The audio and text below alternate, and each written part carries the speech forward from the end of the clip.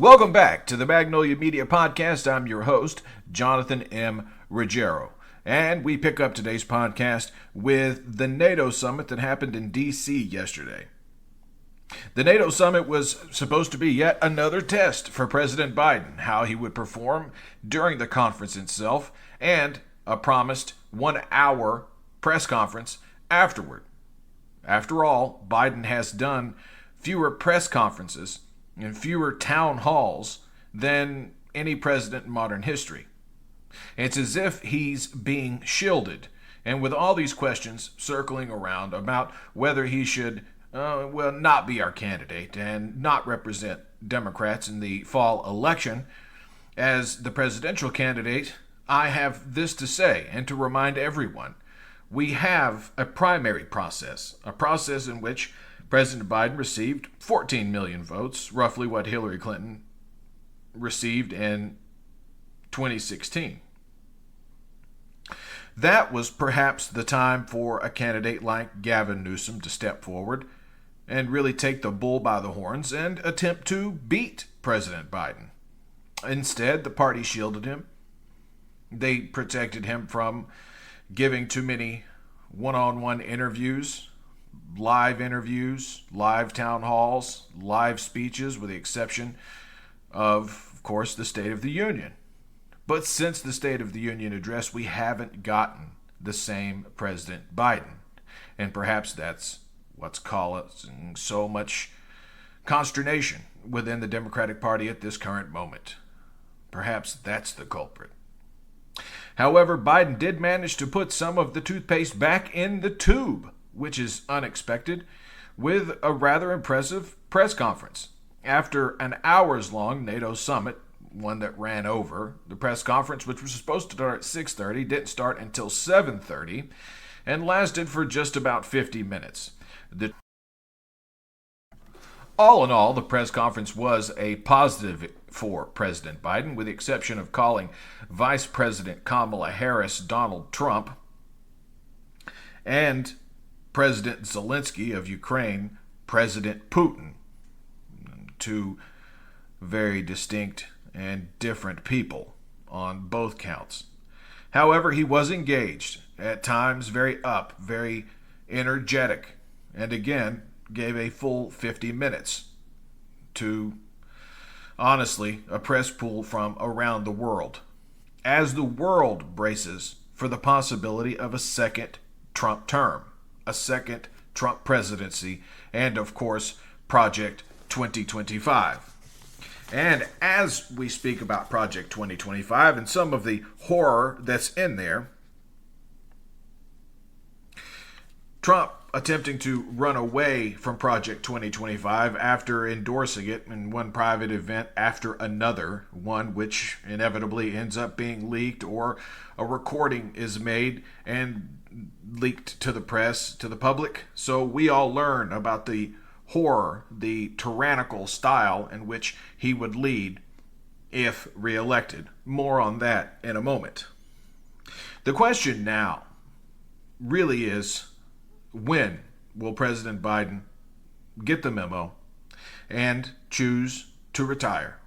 Choose to ride off into the sunset as a man who did act as a bridge president, a man who did prevent a second consecutive Trump term, and with his resignation would likely prevent a second Trump term, which would be music to a lot of our listeners' ears. Liberals in general, whether they listen to our podcast or not. It's something that we know there's widespread concern over. We know that the world is depending on the United States of America to do what Great Britain did, to do what France did, when it looked as if all hope was lost in the parliamentary elections in France. The left came together and were able to form a government, beating out Marine Le Pen's extremist right-wing Christo-fascist party, very similar to the moral and ethical code of Samuel Alito and Clarence Thomas. When asked about the state of the race, he being Biden, he reiterated that he had no intentions of stepping down or dropping out of the race. Yet the calls from within the party continue. Last time we did a podcast, it would have been 2 days ago now, was we do 3 a week, which pretty much leaves me podcasting all of the time, believe it or not. It does take up a large amount of time to do the research, to gather the news for you, to cite any direct citations, anything we get directly from a news outlet, and make sure that they get credit for the hard work that they're doing. Biden is still losing all the battleground states. However, he has taken a 50-48 lead in the national polls.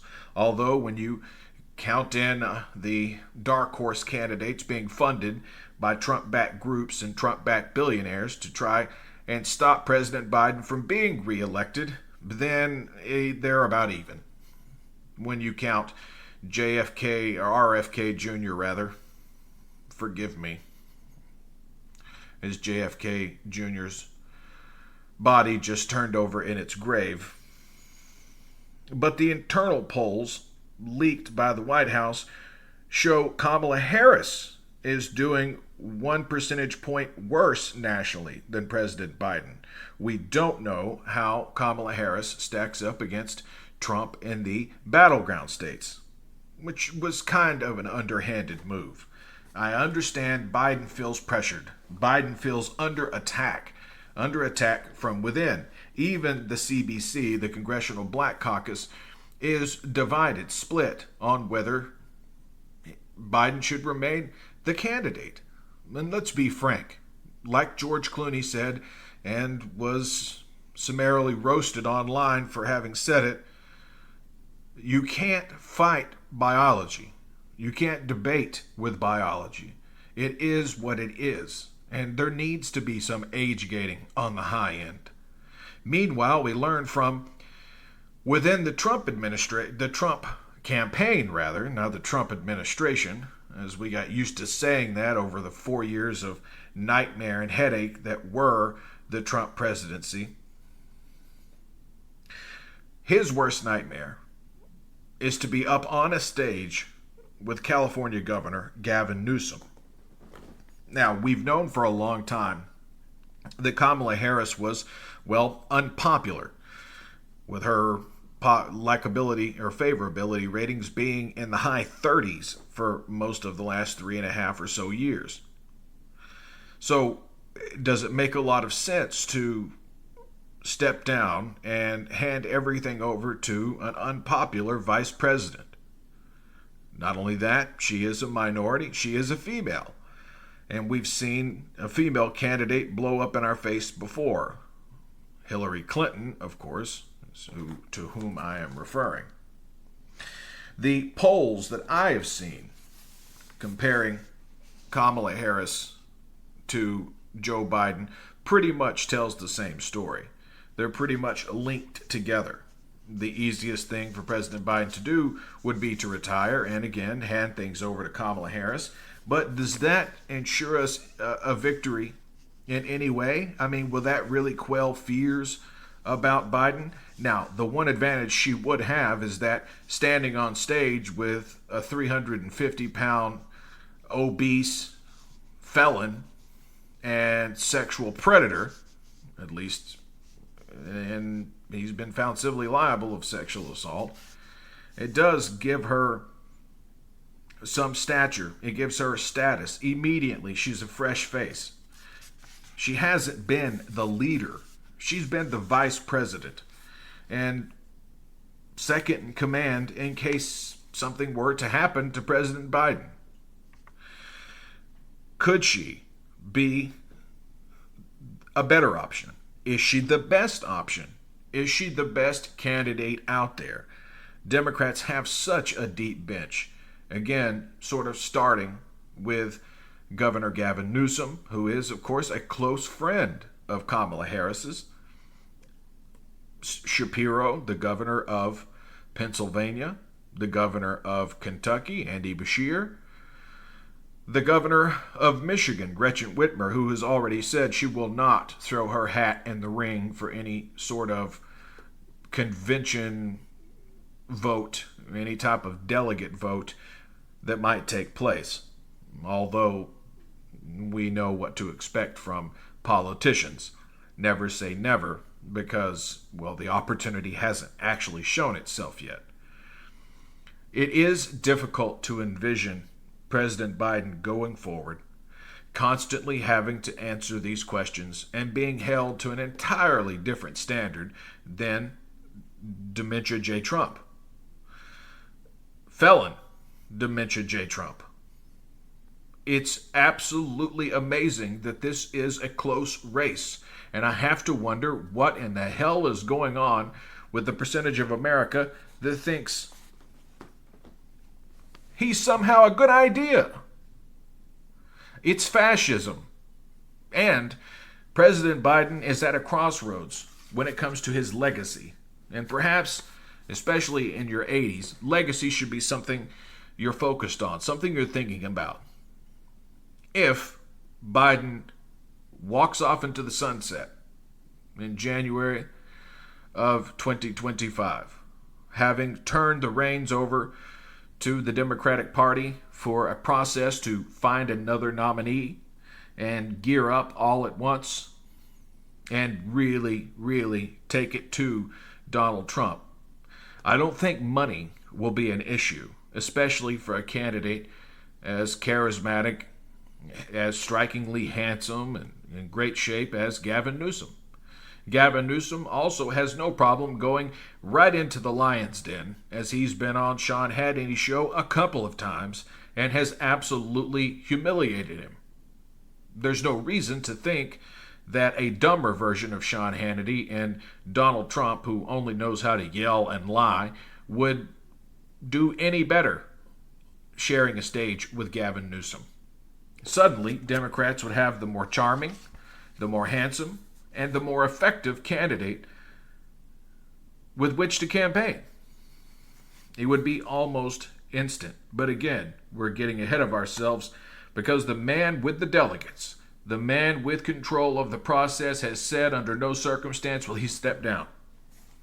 That's still something we'll have to see, as we are now up to a total of 20 Democrats who have gone public with their wish to replace Biden. Pre-debate, George Clooney and Julia Roberts had a high-dollar fundraiser for Biden. We remember all the criticism that came pouring in from the right-wingers saying, these celebrities have no business talking at all about politics. They have no business getting involved. They have no idea what it's like for a normal person. Only they have been normal people, and Republican donors and a lot of Republican politicians have never been normal people. Let's use Mitt Romney as an example. A millionaire born into a millionaire family, a millionaire who in private capital made millions and millions of more dollars off the housing crisis. That's the type of man Mitt Romney is. At no point in his life has he ever struggled. At no point in his life was he ever a starving artist. At no point in his life did he have one pilot after pilot fail. At no point in his life was he ever struggling. The same goes for Dementia J, convicted felon Trump. I mean, the man was born into $400 million of daddy's money. Money he has since lost 4 or 5 times over. I mean, his inheritance wouldn't have covered the amount of money he owes the state of New York at this current moment. And upon appeal, he likely won't get a reduction. And all of this interest at 9% that's adding up on that money might mean that he owes $600 or $700 million by the time the New York civil fraud case is completed, as long as he is not elected president. A man who was found liable for sexual assault against E. Jean Carroll in 1996 at Bergdorf Goodman's in New York in the dressing room. A man who then went out and said all sorts of nasty things about her from 2019, was found guilty for defamation, fined $5 million, or rather, E. Jean Carroll was awarded $5 million that was held by the court. And then exactly one day later, he went and hosted a town hall in New Hampshire along with Caitlin Collins from CNN, and he defamed E. Jean Carroll some more. So she filed a second suit. That one produced an $80+ million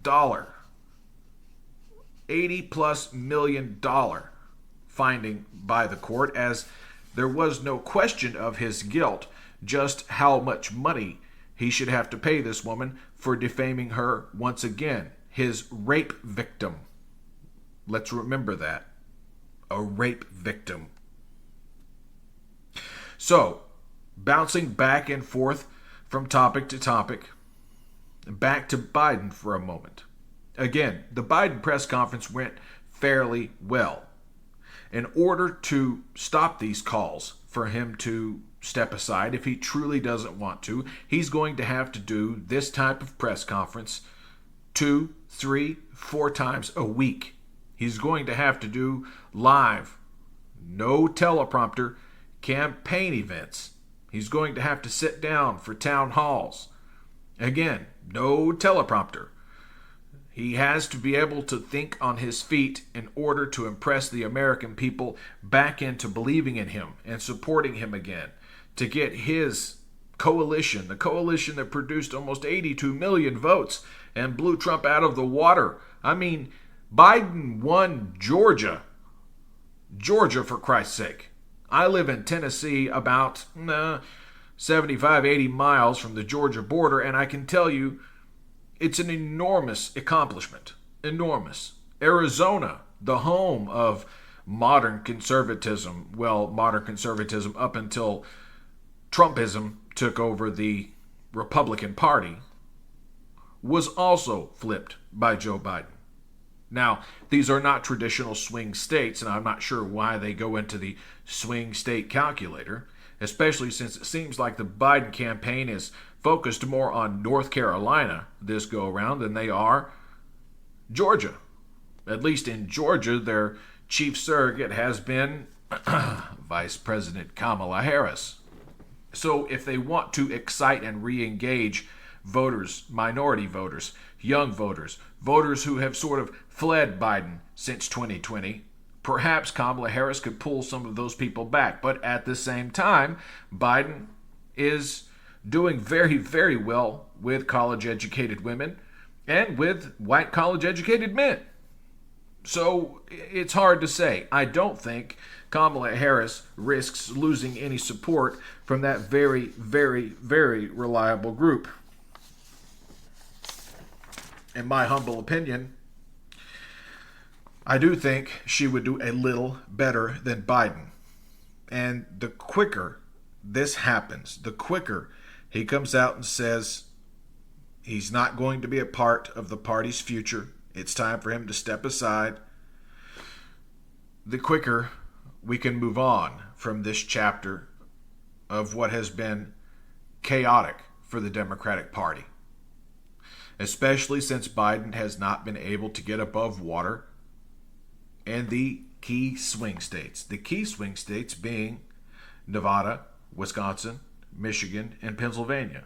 See, I went west to east that time instead of east to west. But anyway, I digress. At least I can say this for the New York Times. At least I can say this. They finally put Project 2025 and Donald Trump under the magnifying glass. That's right. A 5,000-word piece was in the New York Times today, over the last 2 days really, breaking down the 900-page plan to completely reinvent the United States for the worse. We're talking about ridiculous things. Absolutely terrifying and ridiculous things. For one, enforcing the Comstock Act.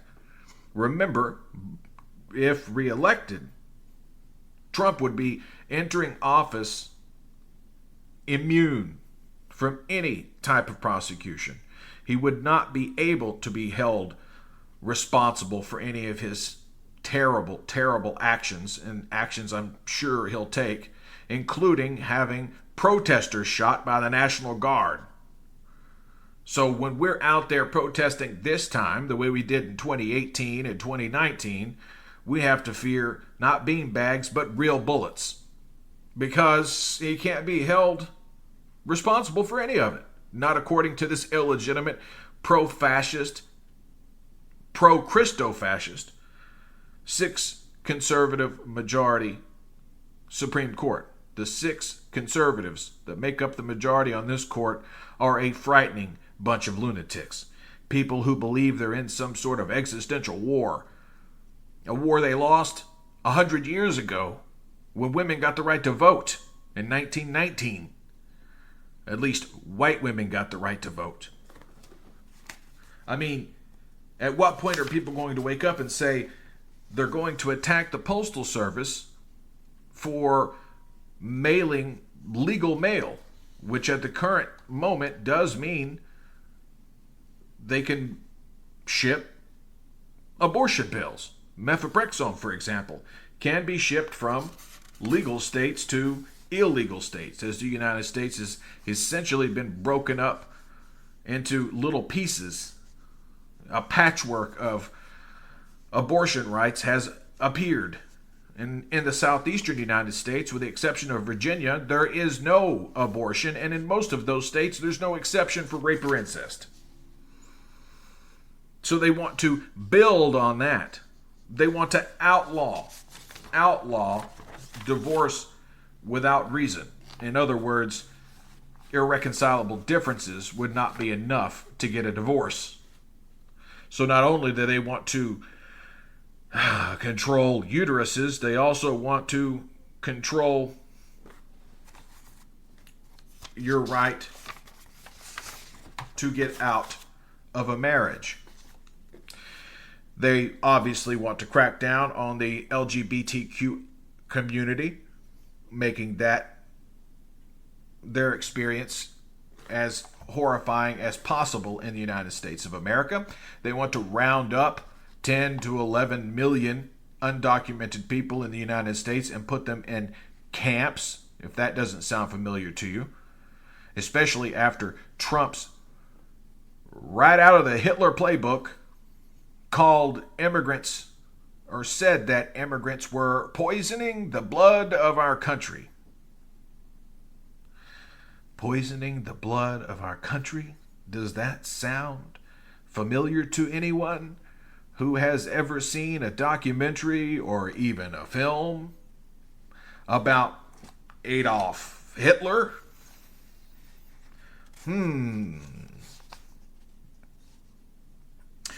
In short, America would explode from within if this type of minority rule was entrenched, if this type of dictatorship was entrenched in the United States. We would see the largest decline in GDP in U.S. history. We would see the highest unemployment rate in U.S. history. We would see senior citizens out on the street as Medicare and Social Security would be eliminated. It's actually there. For seniors, Project 2025 would end Medicare, Medicaid, and Social Security. Think about that for a moment. By the way, public school children will be subject to the draft and possible military service, just compulsory military service, which is not something I'm completely against. But when you say this group of children who go to public school have to do it, but private school kids, their parents are more important. And just ask Clarence Thomas, who adopts this idea that because rich people sometimes own businesses, they are more important. Their lives mean more than those of average Americans, working class Americans, middle class, upper middle class, and poor Americans. When it's actually the reverse. We should be caring for those who are struggling, for those who are in poverty, for those who work 2 or 3 jobs, for people who get no dignity in work at all. They go home with their head down in the evening, exhausted, but prepared to do it all over again the next day. People who wear out their own automobiles driving for Uber or Lyft in their spare time while also working 2 full-time jobs, 16 hours a day with just like 5 hours to sleep and get a bite to eat here or there, no time to see their children. And for people, especially in my generation, and I'm an older millennial, we were born at a time where America was backsliding. During the Reagan administration, we saw a sledgehammer taking to unions. And by the way, unions are also in the crosshairs of Project 2025 if there were to be another Trump administration. Let's just keep that in mind. They also want to extend the retirement age up to 70 or 75 since people live longer now. Well, I mean, if you look at the shape of our 2 presidential candidates, 178, 181, then you'll see the exact picture of why that does not work. If we're going to be ageist when it comes to politics, then we should be ageist when it comes to when it's time to retire, collect your Social Security, go on Medicare, instead of talking about how we can hurt the American people even more. Not to mention the ridiculous 40, 50, 60% tariff on imported goods from China and a 10% tariff on all goods being imported from everywhere. That would be automatic inflation. On goods not coming from China, that would be a 20% inflationary hit. On items coming from China, that would be a 100% inflationary hit. Yes, that means your iPhone will go from $1,000 to $2,000 instantly. That's what those types of tariffs mean. They also want to weaken checks and balances in Project 2025, meaning the president acts basically as a king. So the whole Revolutionary War was for nothing. We might as well have stayed a part of Britain, because Britain is currently moving in a better direction than the United States of America.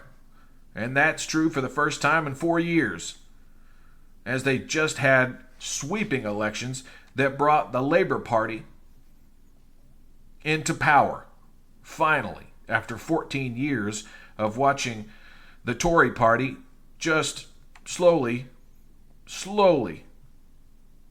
destroy the country, allow the NHS to decay, to allow for, well, basically everything to decay, especially after Tory Prime Minister David Cameron decided it was a good idea to, have a referendum on Brexit. Now, it's not clear that Keir Starmer, is going to have another referendum or make the unilateral decision to go ahead and try to rejoin the 27-member state, would be 28-member state if Great Britain rejoined the European Union. It would also strengthen their defenses in case they're completely abandoned by their international partner and the head of the world order since the end of World War II, the United States of America. That is the promise of Donald Trump, after all, that, Putin can do whatever the expletive he wants to those members of NATO because, well, Republicans don't believe in NATO, and that's been a Republican position for a long, long time. There's also this false equivalency that somehow, because we send money to, the Ukrainians to help them, fight off a fascist dictator, a madman, a man who has seized control of every profitable industry in Russia and taken basically a majority stake, a majority share. I mean, and by some estimates, he's the wealthiest man in the world, far eclipsing Elon Musk or Jeff Bezos. Some estimates have him at $200 billion, and I don't doubt that. And I think that's what Trump has in mind if he were to be reelected. So, is Biden putting himself ahead of the good of the country? That's an honest question. I'm putting that out there to you to think about it for a moment. Is he simply doing what he thinks is best for Joe Biden? Or does he truly believe he's the only person who could beat Donald Trump? Well, In 2020, the polls bared that out. As much as I despise polls, and we talk about that here on the Magnolia Media Podcast on a regular basis, I think polls are misleading. But when you're consistently losing every battleground state, and every reputable poll released, it's time to stand up and take notice. I don't know what the Biden internal numbers show, but we have had indications that it pretty much shows what the national polls are showing.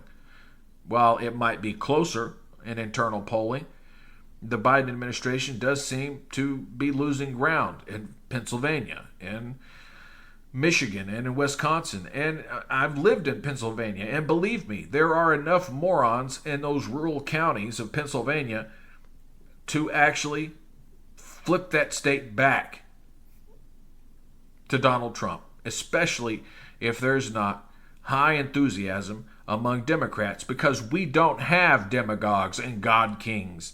We are not loyal to just one man or one woman or one idea. We're the party of inclusion. We're the party that ranges from conservatives to the most liberal of liberals, the most progressive of progressives. I consider myself a progressive, and that's why I started this little podcast. In the future, we are going to try to bring you some comments from state legislators. We got to start somewhere, right? We have sort of shorted you on interviews since doing interviews with local activists around the time of our launch. It's time for us to put our foot back on the gas and do what we can to bring you information, to bring you the insights of state level legislators, especially Democrats in the state legislature in Tennessee, because they are an extreme minority. Only 27 serve in the entire state legislature, in both chambers. Only 27.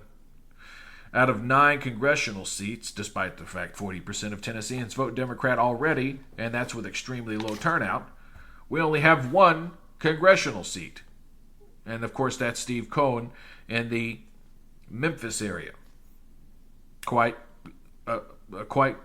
good Democratic candidate. But Tennessee has been gerrymandered to the extreme, and it doesn't get a lot. It doesn't get a lot of attention. The fact that Tennessee has strayed so far from typical traditional Democratic norms. Tennessee just doesn't matter because of the Electoral College. Tennessee can be written off right off the bat, and it is, with the exception of the primary season, which we're part of Super Tuesday anyway, so it's not that Democrats or Republicans during presidential campaigns are going to flood into our state. It's not like we're going to have extremely well-funded commercials or advertisements for Democratic Senate or House candidates.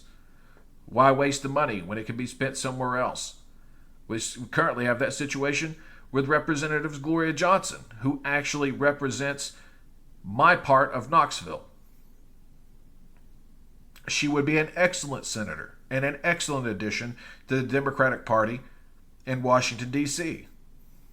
But because of incredibly poor turnout among Tennesseans, a place where it's sort of been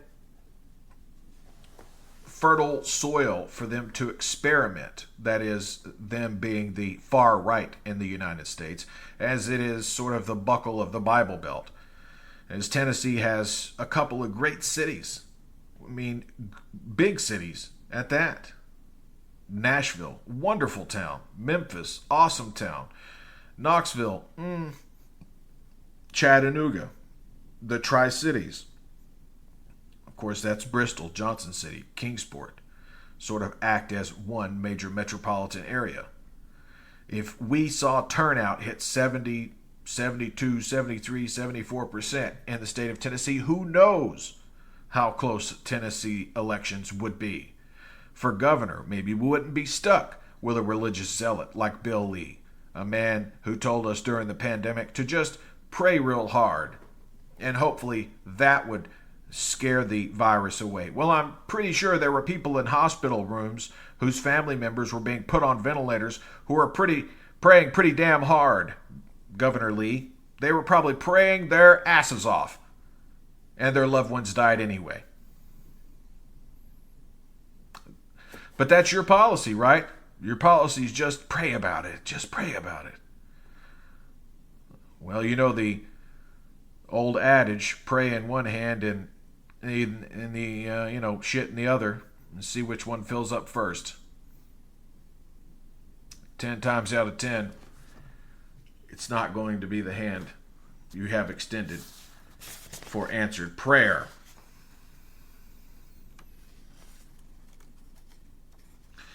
You know, the scariest thing about Project 2025, and again, I want to applaud the New York Times for writing this opinion piece, because they seem to have, a bone to pick with President Biden. And perhaps they only wrote it because President Biden has his hands completely full with defections from within.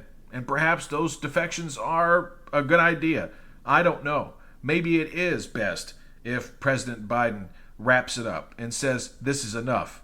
I do believe 86 years old is too old to be president of the United States. 85. He'll be 86 until his presidency was essentially over. So I do believe that it's a good idea for someone younger and more capable to be in position to do the job. It's not as if President Biden and his infinite wisdom and knowledge of everything from foreign policy to economic policy wouldn't be available to the next Democratic president. Of course it would be. Of course they would be.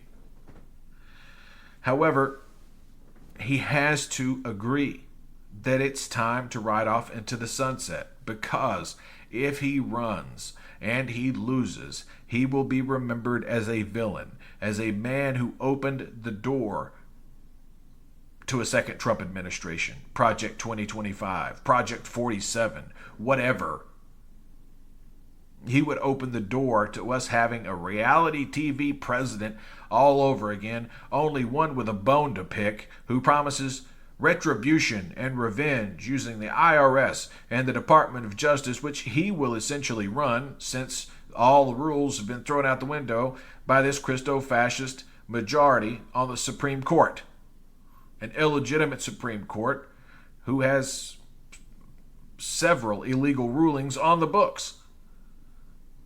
They should be ashamed of themselves, but they don't know shame.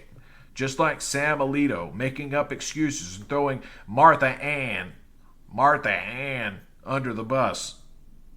He's 70-something years old.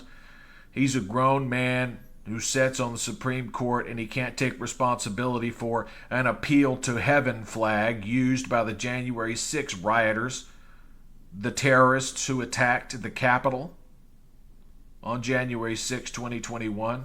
They obviously have sympathy for him. Clarence Thomas, the biggest liar and cheat, the biggest scandal the Supreme Court has ever seen, is just sitting there rotting with that mug on his face. A terrible, terrible human being whose wife was intimately involved in January 6th.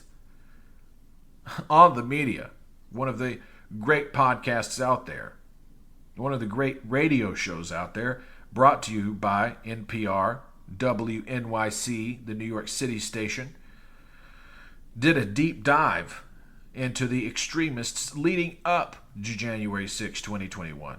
And Micah Lowinger, one of the reporters and journalists who work for the show, was able to embed himself on different apps, Telegram and WhatsApp in particular, where he was able to track Jenny Thomas and her lies being spread to the January 6 protesters to keep them fired up, so for a full 3 hours they could assault the police officers, the 150 men and women who tried their best, who fought as hard as they possibly could, 5 of whom have killed themselves.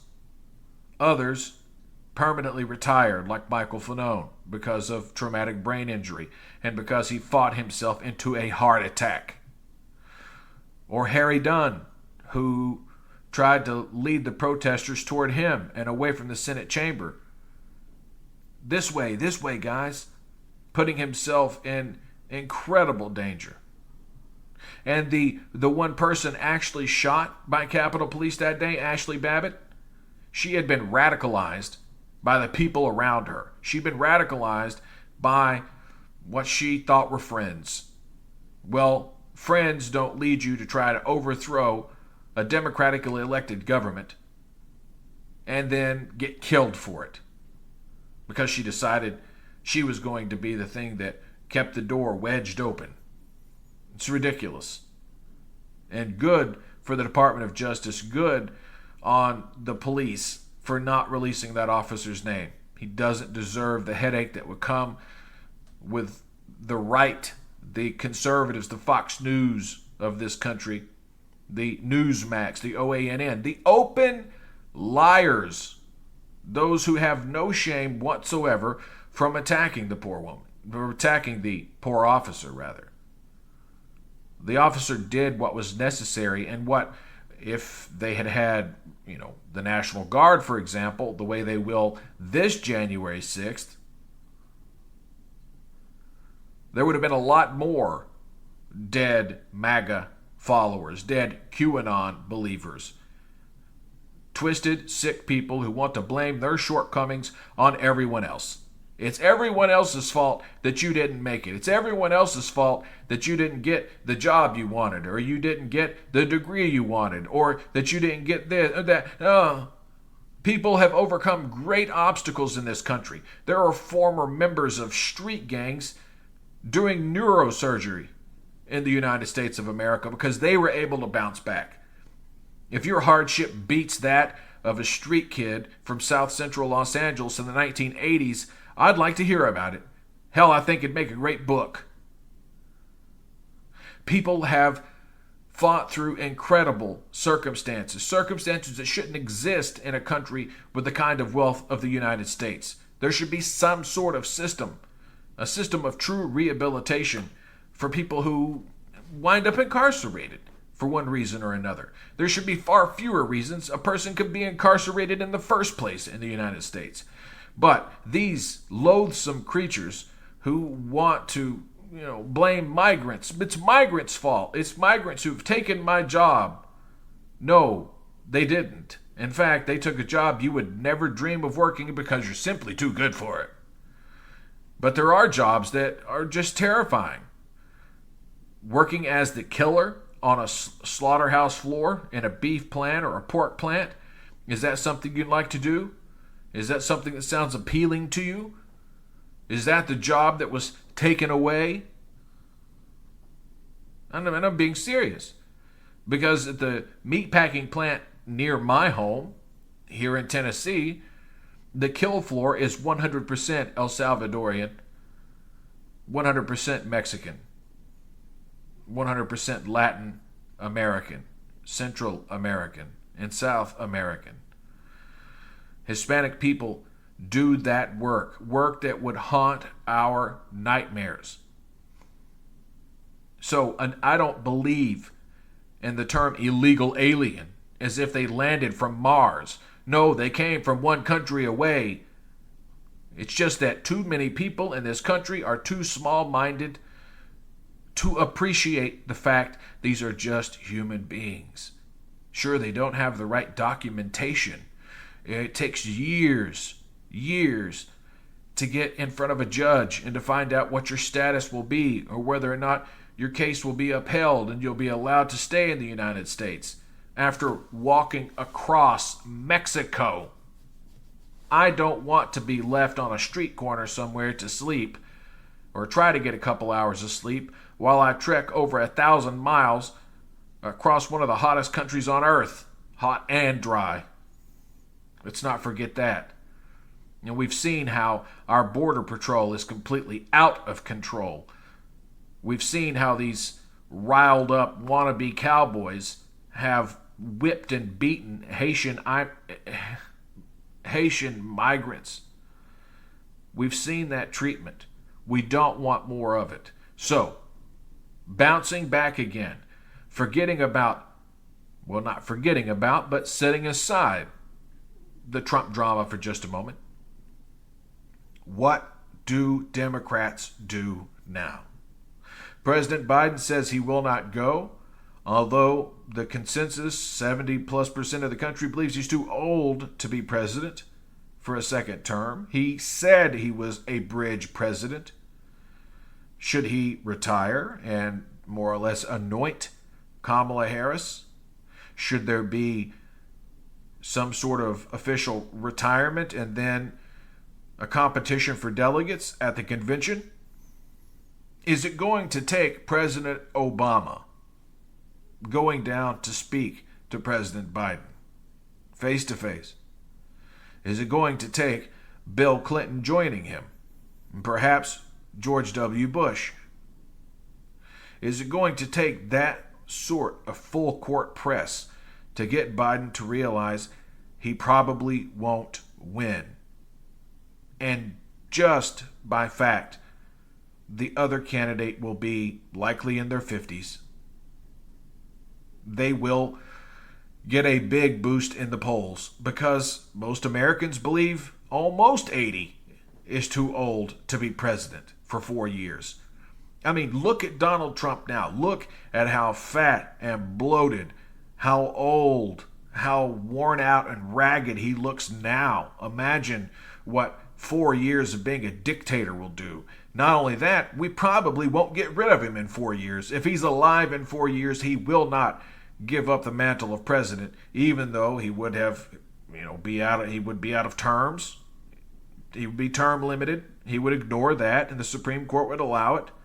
He would get to appoint the replacements for the Supreme Court justices who retire or pass away, like Clarence Thomas, who sat on the bench since 1991, or Samuel Alito, who's well into his 70s, or John Roberts, who's getting on up there in age. The next president will likely appoint at least two. Even Judge Sotomayor has spoken about retiring and her wish to get away from the court as it has turned toxic, and it is an obvious political body. I know what I would do. I would do whatever is necessary to get Trump's worst nightmare on that ballot as the presidential candidate for 2024. That man is Gavin Newsom. Gavin Newsom is charming. Gavin Newsom can overcome any criticism about California because, well, frankly, there's not time to get into the weeds on what's going on in California because of where we are in the campaign. Instantly, Gavin Newsom would have a war chest larger than Donald Trump's because he is, of course, the governor of California, the fourth largest economy on earth. He is, of course, a far more handsome man, a man who doesn't mix up his words and mistake Nikki Haley for Nancy Pelosi for a solid hour over a dozen times. And it is unfair to President Biden that he's being held to a higher standard. But when you are a Democrat and not a Republican, we don't pledge fealty to you. We pledge fealty to the Constitution of the United States, and we work to improve the country. We work to improve the circumstances of the citizens who live within its borders.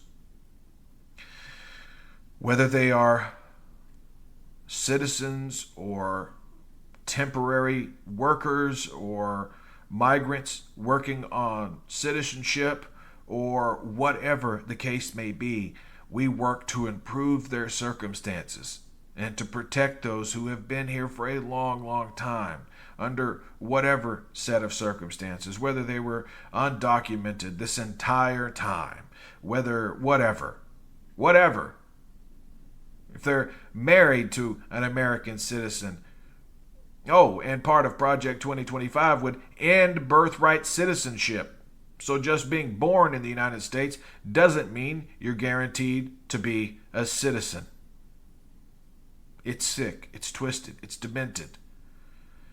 these people praying to their imaginary man in the clouds think that somehow their scripture, the New Testament of the Bible, and the figure Jesus Christ is anything like this spray-painted monster is ridiculous. The cruelty with which the right operates, it's ridiculous to consider them Christ-like in any way. And again, perhaps a second Trump term could be avoided by simply saying, look, you want rid of me? You want to try your hand with a different candidate, whether it be Vice President Harris or one of the many governors we have in this country who would be excellent replacements. Again, Gavin Newsom would be at the top of my list because, like it or not, a lot of people in this country, they vote for, who has the best speech pattern, who wears a suit better, who looks better on camera. And I guarantee you, just about anybody looks better on camera, but it doesn't look older. He looks younger. He looks slicker. He speaks more smoothly. He knows what the hell he's talking about. He doesn't just take credit for things like $35 a month insulin that he had nothing to do with and promises to do away with if reelected. That would be my first question. If you're responsible for $35 a month insulin, then why are you promising to get rid of it as soon as you're reelected, if you're reelected? Question mark, DJT?